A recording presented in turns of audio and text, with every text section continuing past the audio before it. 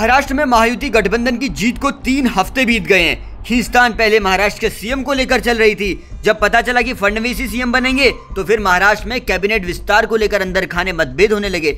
रविवार 15 दिसंबर को फडणवीस की कैबिनेट टीम बनकर तैयार हो गई है, लेकिन मंत्रियों के विभाग को लेकर सस्पेंस अगले 2-3 दिन तक जारी रहेगा। नागपुर राजभवन में रविवार को 39 मंत्रियों ने शपथ ली, जिसमें 33 कैबिनेट और 6 राज्य मंत्री शामिल थे।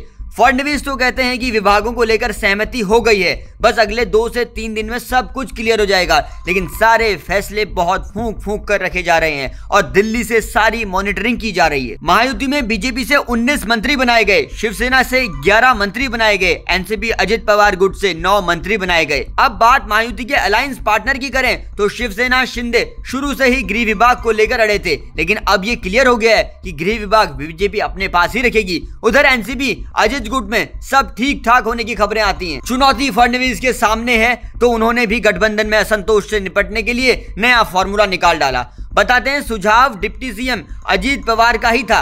अजित पवार जब मंच पर संबोधन देने पहुंचे तो कहा हर कोई मंत्री बनना चाहता है, उसे अवसर भी मिलना चाहिए, लेकिन मंत्री पद सीमित हैं। जो मंत्री बने हैं वो 2.5 साल के लिए हैं और जो 2.5 साल रहेंगे वो दूसरों को आगे मौका देंगे। और फडणवीस साहब ने तो कह दिया परफॉर्मेंस के आधार पर तय होगा कौन कितने समय तक मंत्री पद पर रहेगा, यानी अच्छा काम कीजिए तो पद संभालिए, वरना कुर्सी खाली कीजिए। सुनिए फडणवीस साहब को। देखिए,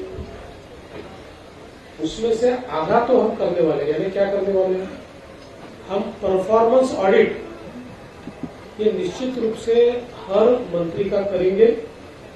और परफॉर्मेंस ऑडिट में जहां ये ध्यान में आएगा कि मंत्री उचित काम नहीं कर रहे, उस समय उस मंत्री का पुनर्विचार किया जाएगा।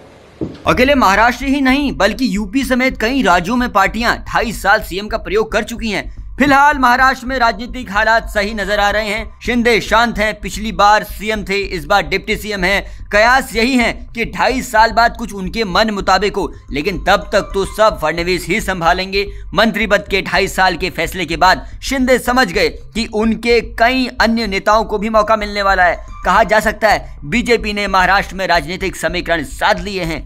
हम आपको एक एक अपडेट सबसे पहले महाराष्ट्र से लाकर देंगे। आप बताइए, महाराष्ट्र में शिंदे कैसे इतनी आसानी से मान गए होंगे? कमेंट बॉक्स पर लिखिएगा।